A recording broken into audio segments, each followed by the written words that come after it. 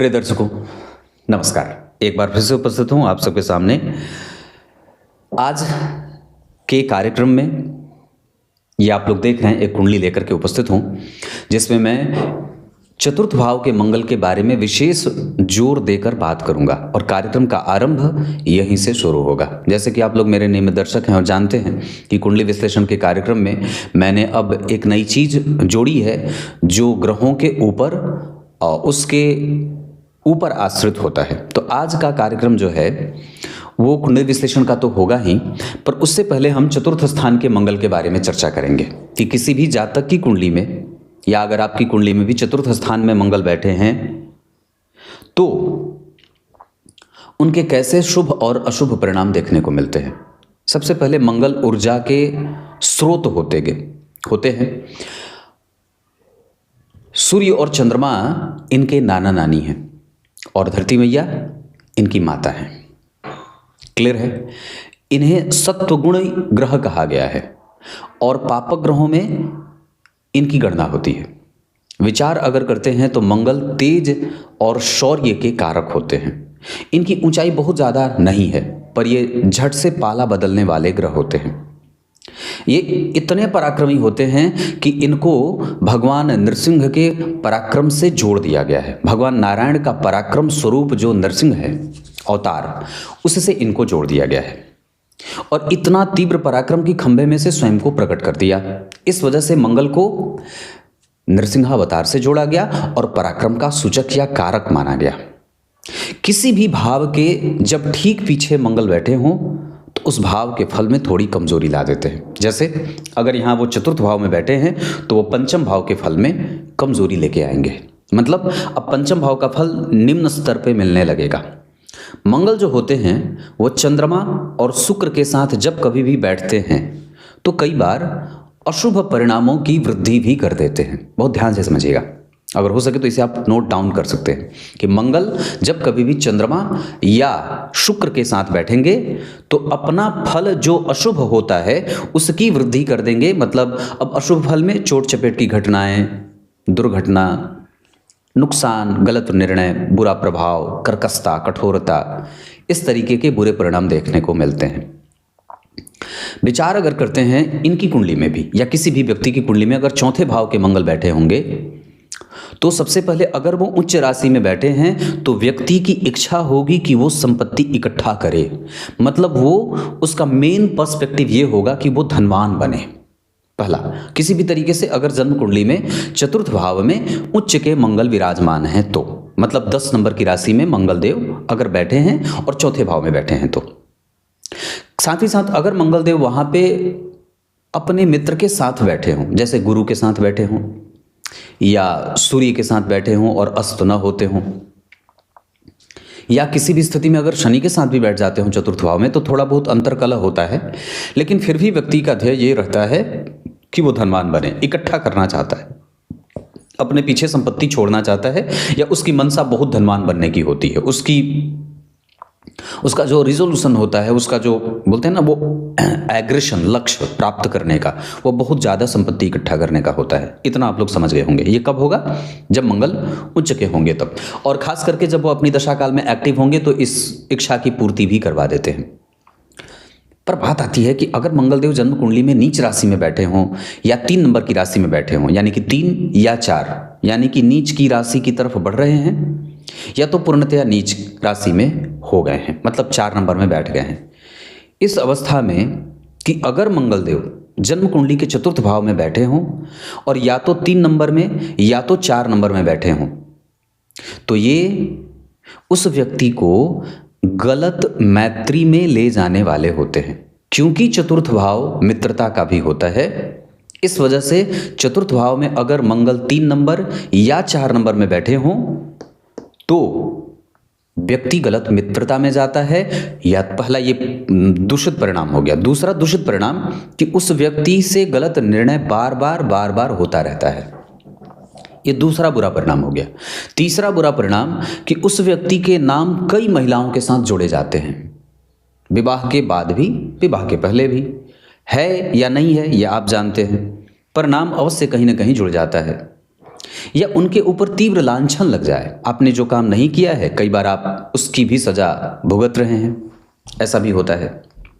अगर यही मंगल जन्म कुंडली में 3 या 4 नंबर में बैठे हों तो व्यक्ति को संपत्ति इकट्ठा करने में अब निर्णय बदल जाएगा। जैसे उच्च के थे तो संपत्ति इकट्ठा करवा रहे थे और उसका लक्ष्य भी वही बन रहा था, लेकिन अगर 3 और 4 नंबर में हो तो व्यक्ति के पास संपत्ति इकट्ठा करने में दिक्कत होती है और कई बार उसकी बनी बनाई संपत्ति या संजोई गई संपत्ति भी दूसरा हड़प करके चला जाता है। यह नुकसान होता है। इस मंगल के 3 और 4 नंबर की राशि में बैठने का एक दूषित परिणाम घर में अंतर्द्वंद, कलह प्रियता, झगड़ा, फसाद और बेवजह की चीज़ों पे एनर्जी ज़्यादा जाती है जिसका कोई अर्थ नहीं है। उस जगह पे आपकी मानसिक अशांति बेवजह आपको मिल रही है। इन सभी चीज़ों से हमें सावधान होना होगा, क्योंकि ग्रह अगर जन्म कुंडली में कमज़ोर भाव में बैठ रहा है, और मैंने तो इस पर बहुत बार कार्यक्रम बनाया है कि किसी भी अवस्था में अगर जन्म कुंडली के स्वयं लग्नेश होकर के भी अगर मंगलदेव चतुर्थ भाव में बैठते हों तो आपको 2 बातों से सबसे ज़्यादा सावधान रहना होगा। एक कि आप घर में आएँ तो कलह ना करें, पहला। दूसरा, अगर आप घर में हैं तो अपने कुल देवता की पूजा करें, नहीं तो ये घर का वातावरण प्रायः बीमार या कुपित सा होने लगता है। क्लियर है? गलत निर्णय से बचना है, गलत मैत्री से बचना है, जल्दबाजी में निर्णय लेने से बचना है। विवाह करने से पहले बहुत अच्छे तरीके से विवाह को खंगाल लीजिए, अच्छे तरीके से समझ लीजिए, उसके बाद विवाह पे जाइए।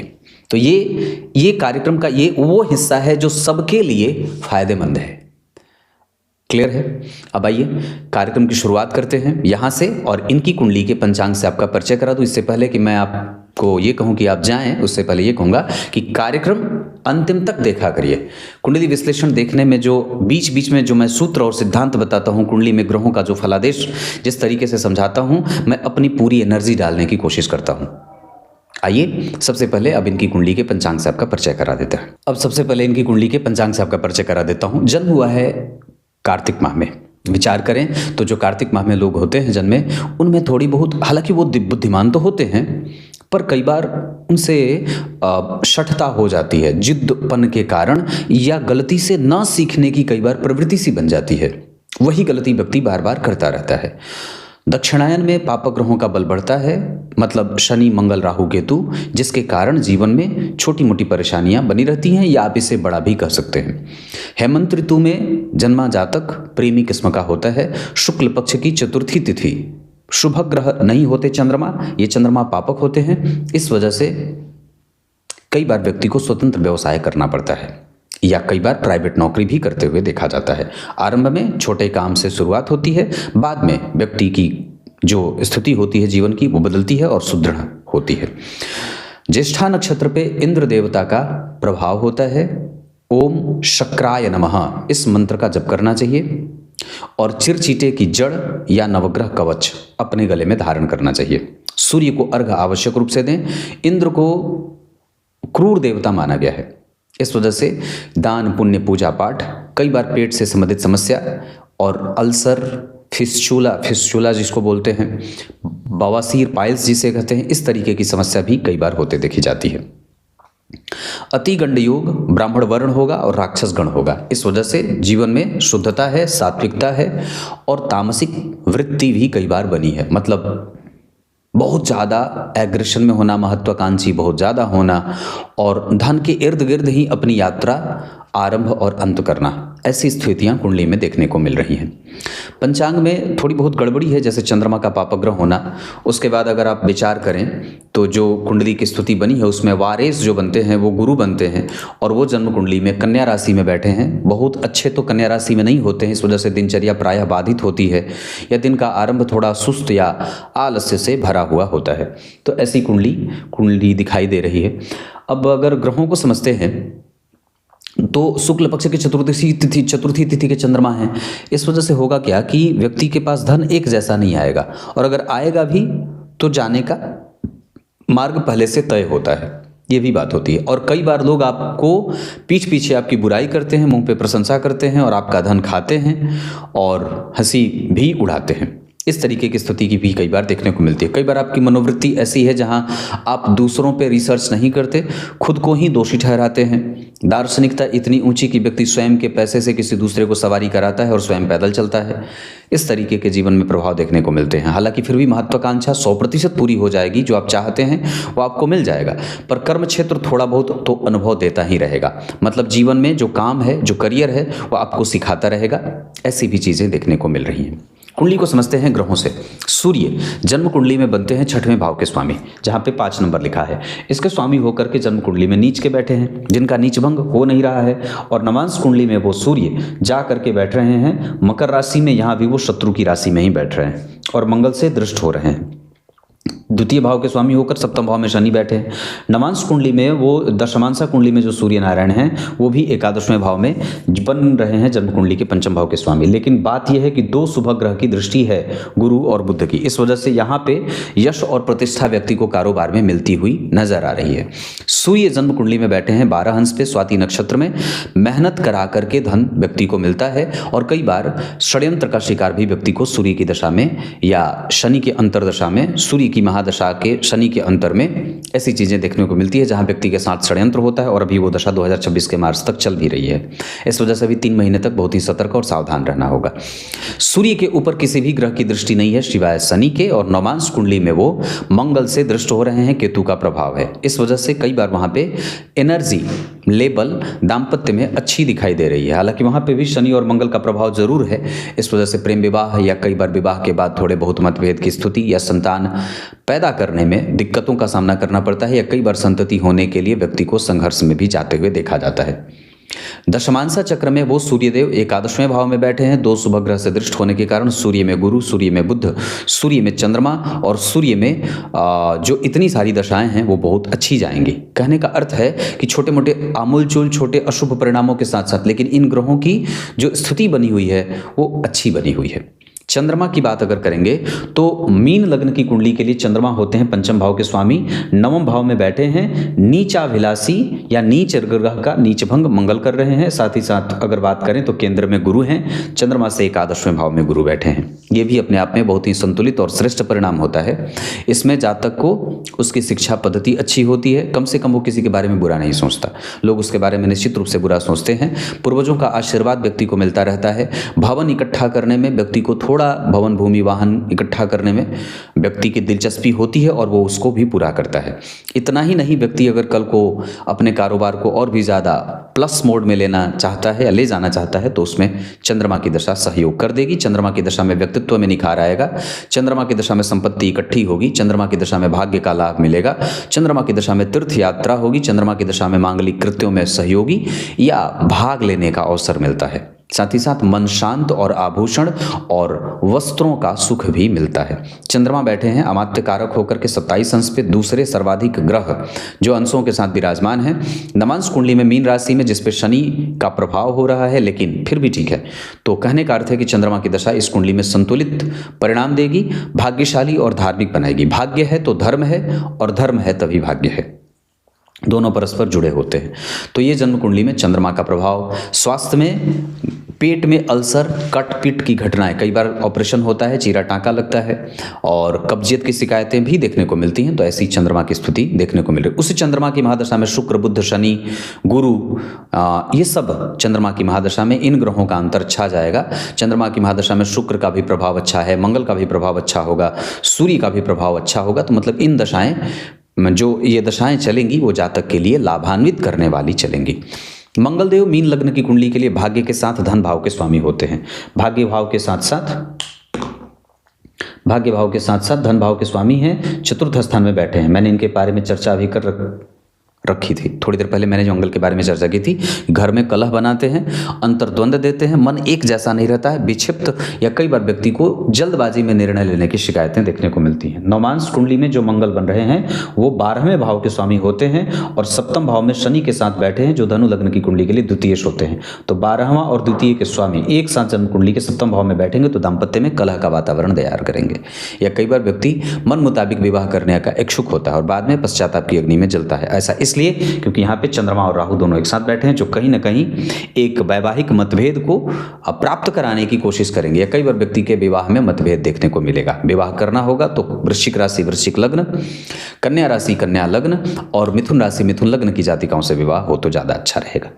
चंद्रमा दशमांशा चक्र में लग्न में ही बैठ रहे हैं, राहु के साथ हैं और शुक्र के संपर्क में हैं। किसी शुभ ग्रह का प्रभाव नहीं है, लेकिन गुरु का प्रभाव जरूर मिल रहा है और व्यक्ति अपने काम को लेकर के बहुत फोकस है। कोई जल्दबाजी नहीं, कोई गलती नहीं और करियर को लेकर के बहुत उसका ओरिएंटेशन बहुत अच्छा है और बहुत बेहतरीन है। मैं इस मामले में इस कुंडली की प्रशंसा कर सकता हूं कि व्यक्ति का मन उसके काम पर लगा है। चंद्रमा राहु के साथ है, मतलब कार्य के आरंभ में दिक्कत देंगे, पर जब आप उसमें आगे बढ़ जाएंगे तो चूंकि द्वितीय भाव के स्वामी हैं, दशम स्थान में बैठे हैं, चतुर्थ भाव को देख रहे हैं, अपने भाव से 4 घर आगे बैठे हैं, इसका अर्थ होगा कि सुकून मिलेगा। मंगल इस कुंडली में मैंने बात कही, यहां बैठे थे, गड़बड़ थे। यहां पर भी वो मंगल बहुत अच्छी स्थिति में नहीं कहे जाएंगे। पंचमेश होकर के सप्तम भाव में विवाह का पश्चाताप व्यक्ति को होता है। गुरु, शनि, मंगल, शुक्र सारे ग्रह नवांश कुंडली के लग्न को देख रहे हैं। इस वजह से कभी व्यक्ति बहुत स्थिर मानसिकता के साथ विवाह को चलाएगा, कभी उग्र हो जाएगा, कभी कठोर, लेकिन कठोर ज्यादा, कड़वा ज्यादा, सत्य बोल करके अपना विवाह कमजोर करने वाला। तो ऐसा नहीं करना होगा, नहीं तो कई बार ये घर्षण बढ़ता रहेगा और आंतरिक मतभेदों को सुलगाता रहेगा। बुध देव की बात करते हैं तो 2 केंद्रों के स्वामी हैं। सप्तम भाव में उनकी मूल त्रिकोण राशि बनी है। गुरु यहाँ शत्रुगत होके बैठे हैं। तात्कालिक मैत्री में तात्कालिक मैत्रिता का भाव रहेगा, जिसके कारण उन्हें मित्रतापूर्ण व्यवहार में देखा जाएगा। सप्तमेश और चतुर्थेश होकर के नवम भाव में, अस्त नहीं है, ये बहुत अच्छी बात है। मतलब चतुर्थ भाव का स्वामी अगर जन्म कुंडली में नवम भाव में विराजमान हो तो व्यक्ति अपने माता और पिता की सेवा करने वाला होता है। दूसरा, उस व्यक्ति की बुद्धि सदैव नेक नियति की बनी रहती है, किसी के भी पराक्रम पे संदेह न करने वाला, बहुत ज्यादा नुक्ताचीनी न करने वाला, गलत और अभद्र टिप्पणी न करने वाला, व्यवस्था कायम रखने में विश्वास रखने वाला और हिंसक प्रवृत्ति का नहीं होता है। दयालुता, सहिष्णुता और परोपकार के गुण, दानशीलता का प्रभाव व्यक्ति के जीवन में देखने को मिलता है। विशेषतया ये बात और भी ज्यादा घटित तब हो जाती है जब जन्म कुंडली में गुरु केंद्र में ही विराजमान हो। सप्तम भाव में गुरु को मारक दोष लगेगा, लग्नेश होकर के सप्तम भाव में बैठे हैं, मारक न भी लगे क्योंकि मंगल का प्रभाव है, केतु का प्रभाव है और जन्म कुंडली के अष्टम भाव पे शनि की भी दृष्टि जा रही है, 10वीं दृष्टि। नीच के सूर्य पहले ही बैठे हैं, इस वजह से सूर्य की दशा में पिता का पक्ष कमजोर हो, माता और पिता के पक्षों की कमजोरी दिखाई देती है, घर में कलह का वातावरण बनता है, पड़ोसियों से संबंध कमजोर होते हैं। गुरु की दशा में उस तरीके का लाभ न हो जितना मिलना चाहिए, मतलब चूंकि वो बाधा उपस्थित करने वाले हो जाते हैं ना, सप्तम भाव बाधक भाव हो जाता है, तो इस वजह से ऊपर से केतु और मंगल के प्रभाव के कारण उनमें धैर्य की कमी भी देखने को मिलती है। मतलब गुरु निश्चित रूप से व्यक्ति ने पूर्व काल में बहुत अच्छे और संतुलित बेहतर मेहनत क्या बोलते हैं कि कर्म किए थे, जिसके कारण केंद्र में गुरु आ गए, पर फिर भी वहां पे दशम भाव का स्वामी ही बाधकेश बन रहा है या बाधा कारक या बाधा ग्रह बाधा देने वाला बन रहा है सप्तम भाव। और उसके बाद इसके अकारक नीच के हो गए, शनि से दृष्ट हो गए, तो जन्म कुंडली में पिता पक्ष कमजोर, सामाजिक पक्ष कमजोर और सामाजिक प्रतिष्ठा भी कई बार कमजोर होती नजर आती है। कई बार सरकारी तंत्र से नुकसान हो, सरकारी एजेंसियों से नुकसान हो, नेताओं से कोई विशेष फायदा ना हो, है ना, उनसे कई बार मन मिलता नहीं है। जो आपके नज़दीक रहा है बाद में बड़ा बन गया, उसने आपको सताना या आपसे उनकी ठंती बनती रहती है। इस तरीके की स्थितियां मंगल देव और बुध देव देते हुए नजर आ रहे हैं। तो बुध के बारे में मैंने बात कही। और देवगुरु बृहस्पति जन्म कुंडली में बहुत अच्छे नहीं बैठे हैं। नवांश कुंडली में देवगुरु पंचम भाव में जा रहे हैं, हालांकि ये लग्नेश होकर के बैठ रहे हैं, यहाँ भी वो गुरु का प्रभाव केंद्र में है, यहाँ भी केंद्र में है। तो सिद्धांतकार लिखते हैं किम कुर्वन्ते सर्वे ग्रहा यस्य केंद्र बृहस्पति। केंद्र में गुरु हैं तो फिर सभी ग्रहों का जो छोटा बड़ा दोष होता है उसकी समाप्ति हो जाती है। तो यहाँ मंगल के दोष की समाप्ति हो जाएगी, यहाँ पे चंद्रमा राहु के दोष की समाप्ति हो जाएगी, यहाँ शनि मंगल के दोषों का शमन हो जाएगा। पर फिर भी कितना प्रतिशत हो रहा है ये बड़े विचारणीय विषय होगा। इस वजह से हमें फिर भी गुरु भले ही त्रिकोण और केंद्र में बैठे हैं पर हमें गलत निर्णय लेने से बचना होगा। व्यापार पक्ष नुकसान दे सकता है। पत्नी और पति पत्नी आपस में अगर चाहें तो व्यापार कर सकते हैं, मिलकर के पार्टनरशिप में पति पत्नी अगर व्यापार करना चाहें तो कर सकते हैं, इसके योग बने हुए हैं। गुरु के बाद अगर गुरु की बात करते हैं, मैं मंगल की बात कर दूं, मंगल बैठे थे 28 अंश पे आत्मकारक होकर के, मतलब भाग्येश ही आत्मकारक हैं। और नवांश कुंडली में उनकी राशि बनती है जन्म कुंडली के 12वें और 5वें भाव में। तो गुरु यहाँ के महत्वपूर्ण ग्रह बन गए आपकी कुंडली में, क्योंकि लग्न कुंडली के आत्मकारक ग्रह की राशि नवांश कुंडली के 5वें भाव में बनी है, जहाँ इस कुंडली के लग्नेश ही विराजमान है। इस वजह से आपकी कुंडली का प्रमुख ग्रह गुरु ही बन गए। द्वितीय नंबर पे आपकी कुंडली में चंद्रमा बनेंगे, जो नवांश कुंडली में दिग्बली होकर के बैठे हैं। इसका अर्थ होगा कि गुरु, इसका अर्थ होगा कि मंगल, और इसका अर्थ होगा कि चंद्रमा ये ना चाहते हुए भी थोड़े बहुत बुरे परिणामों के साथ आप में अच्छाइयां भरने का काम करेंगे। उसके बाद बुधदेव बैठे थे आपकी कुंडली में अनुराधा नक्षत्र में 5 अंश पे, जो आपको तकनीकी विशेषज्ञ बनाते हैं।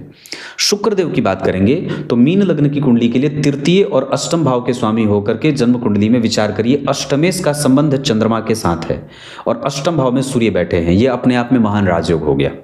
इसमें मैंने कार्यक्रम बनाया था कि जब जन्म कुंडली के अष्टम भाव का संबंध सूर्य या चंद्रमा जैसे ग्रहों से हो जाए तो ये एक से बढ़कर एक कई प्रकार के महान राजयोगों पर भारी पड़ने वाली ग्रह स्थिति हो जाती है। तो अष्टम भाव के स्वामी शुक्र हैं, चंद्रमा के साथ बैठे हैं और अष्टम भाव में स्वतः सूर्य बैठ गए हैं। थोड़ी गड़बड़ी इस वजह से हो रही है क्योंकि वो नीच राशि में बैठे हैं और उनका नीच भंग नहीं हो रहा है, जबकि दशमांशा चक्र में वो अगर बैठे हैं तो एकादशवें भाव में, यहाँ भी शत्रु की राशि में, यहाँ भी शत्रु की राशि में और यहाँ भी शत्रुगत नीच के होकर के। इस वजह से सूर्य का प्रभाव इस कुंडली में कमजोरी को प्राप्त कर रहा है। इसके कारण हमें सूर्य को बल देना होगा। मतलब कुंडली में बलवान गुरु हो गए, चंद्रमा हो गए, मंगल हो गए, तो कमजोरी में प्रधानतया तो हमें दिखाई दे रहे हैं कि सूर्य ही कमजोर हो रहे हैं, जिसमें दांतों की समस्या होती है, कंठ का रोग होता है, वाणी कठोर होती है, गलत निर्णय होता है, धन कमाने में मशक्कत करनी होती है, सरकार से नुकसान होता है, इनकम टैक्स वालों से परेशानी होती है, भूमि भवन का जो रसीद वगैरह कटते हैं, जो कागजात होते हैं, उससे संबंधित समस्या होती है, पैतृक संपत्ति में नुकसान होता है, पिता का संबंध कमजोर होता है, पिता का नुकसान होता है, पिता की स्वास्थ्य की कमजोरी देखने को मिलती है। तो ये 10 प्रकार के विभिन्न नुकसान देखने को सूर्य के कारण आपको दिखाई दे रहे हैं। नियमित दिनचर्या का पालन करने में दिक्कत होती है। कई बार व्यक्ति का आत्मविश्वास कमजोर होता रहता है और वो चरित्रमान बनने की लगातार कोशिश करता है, पर फिर भी उससे कोई ना कोई गड़बड़ी हो जाती है या समाज के लोग उसे कभी भी बहुत अच्छा समझ नहीं पाते हैं। तो ये आपकी कुंडली के शुक्र हो गए। शनिदेव आपकी कुंडली में एकादशवें भाव में बैठे हैं, 12वें भाव के स्वामी होकर के। हालांकि उन पर मंगल का प्रभाव है और नवमांश चक्र में वो 7वें भाव में आ रहे हैं, तो थोड़े बहुत बीमार देंगे अपनी दशा काल में, सुपलियों का दर्द देंगे और वात कमजोर होता है, मतलब पेट में गैस बनता है।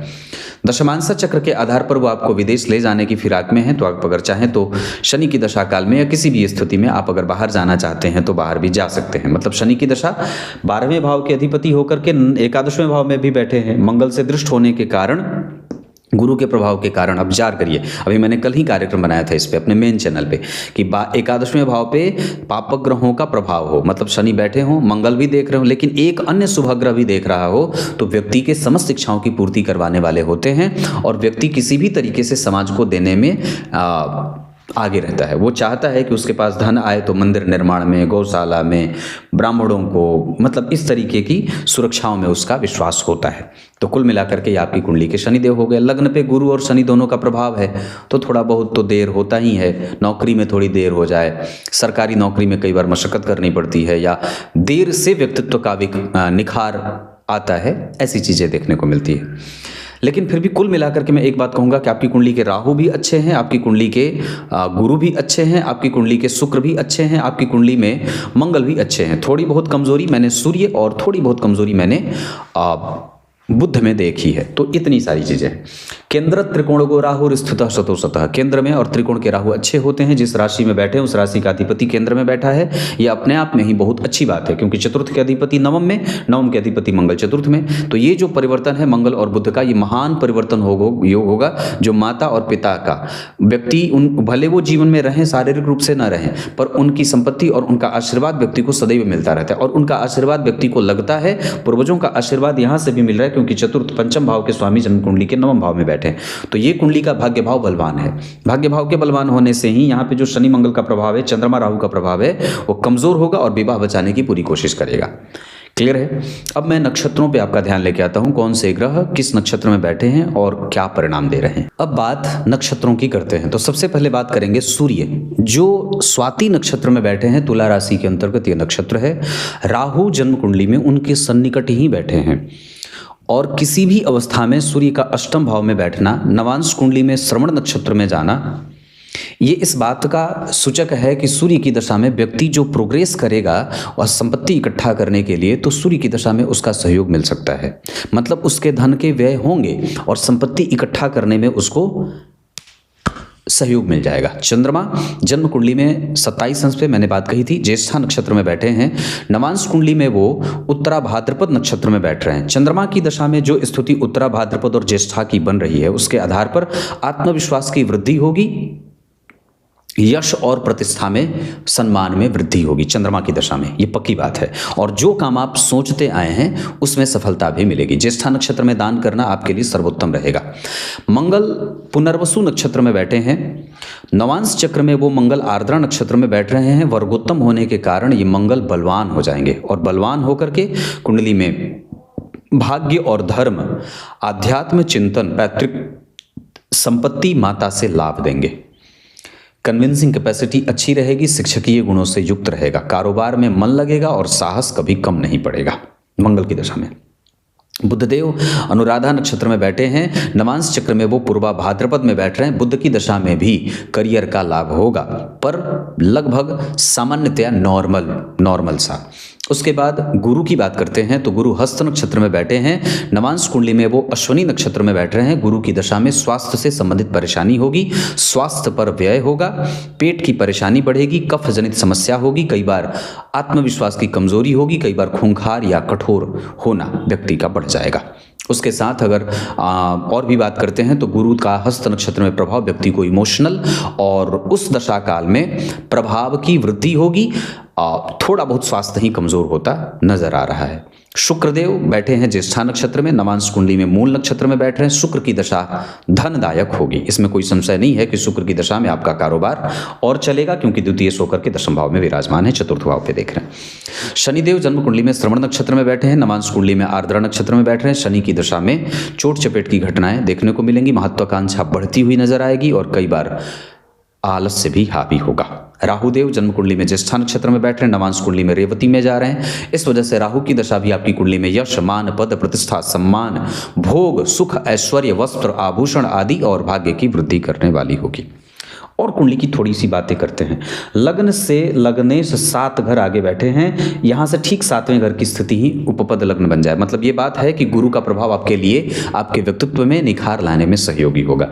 इसके बाद विचार करें तो जन्म कुंडली में चंद्रमा शुक्र के साथ बैठ करके इमोशनल और सुखी बना रहे हैं। चंद्रमा बुध के साथ बैठ करके राजकुमार बना रहे हैं। चंद्रमा राहु के साथ बैठ करके भ्रमित और एक तरफा निर्णय देने वाला बना रहे हैं। चंद्रमा से तीसरे घर के शनिदेव व्यक्ति को आलसी बनाते हैं। चंद्रमा से 7वें घर के केतुदेव व्यक्ति को भ्रमित बनाते हैं और कई बार व्यक्ति भ्रम में ही उलझा हुआ सा रहता है। चंद्रमा से 8वें घर के मंगल व्यक्ति को चोट चपेट की घटनाएं देने वाले होते हैं। एकादशवें घर के गुरु इच्छाओं की पूर्ति, जबकि 12वें भाव के सूर्यदेव बनने वाले अच्छे राजयोगों को कमजोर कर देते हैं। ऐसा पाराशर जी ने कहा। चंद्रमा अगर सूर्य के ठीक तुरंत ही बाद हो तो कई बार व्यक्ति के जीवन में जो भी वो बुद्धि लगा रहा है, जो जुगत लगा रहा है, जो कोशिश कर रहा है, उसमें या बनने वाले राजयोगों का लाभ उसे कम मिलता है। अष्टक वर्गी की बात करते हैं तो व्यक्तित्व ठीक है, वाणी भी ठीक है, मेहनत और बढ़ाई जा सकती है। करियर के लिए और मानसिक शांति के लिए घर की पूजा, घर की साफ सफाई स्वयं से करें, वास्तु देवता की पूजा स्वयं से करें। इस कुंडली में नौकरी और व्यापार दोनों ही सुरक्षित है, पर व्यापार ज़्यादा सुरक्षित है। विवेकवान है आप, इसमें कोई दिक्कत नहीं है कि आपको पूर्वजों का आशीर्वाद मिल रहा है। दिनचर्या बहुत अच्छी है, कंसंट्रेशन कमजोर है, पाचन तंत्र भी कमजोर है। इसके साथ साथ कुंडली में भाग्य को बल देने के लिए बजरंग बली की पूजा करनी चाहिए। नियमित रूप से रामचरितमानस का पाठ करना चाहिए। साथ ही साथ अगर हो सके तो व्यक्तित्व को और भी ज्यादा विस्तृत बनाने के लिए गुरुजनों का आशीर्वाद प्राप्त करें, कुल पुरोहित की सेवा करें, उनका आदर करें, उनको दान करें। और याद रखें तो आपकी कुंडली में देर से ही सही पर लगभग आपकी समस्त इच्छाओं की पूर्ति हो जाएगी। आप ऋण में नहीं मरेंगे। आपके पैसे जो चले गए हैं वो लगभग गए घर में हैं, मिलने वाले में मिलने में बहुत झगड़ा होगा या कई बार मतभेद बढ़ सकता है।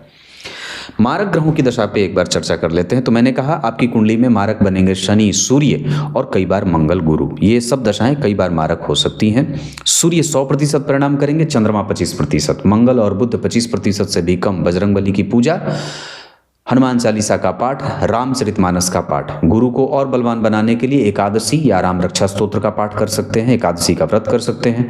शुक्र और शनिदेव को बलवान बनाने के लिए देवी मैया के मंदिर की पूजा, बजरंगबली के 12 नामों का नित्य उच्चारण। राहु और केतु आपके लिए अच्छे होंगे। अरिष्ट चक्र के आधार पर मंगल की दशा और साथ ही साथ आपकी कुंडली में राहु, केतु और चंद्रमा की दशा स्वास्थ्य में परेशानी देगी।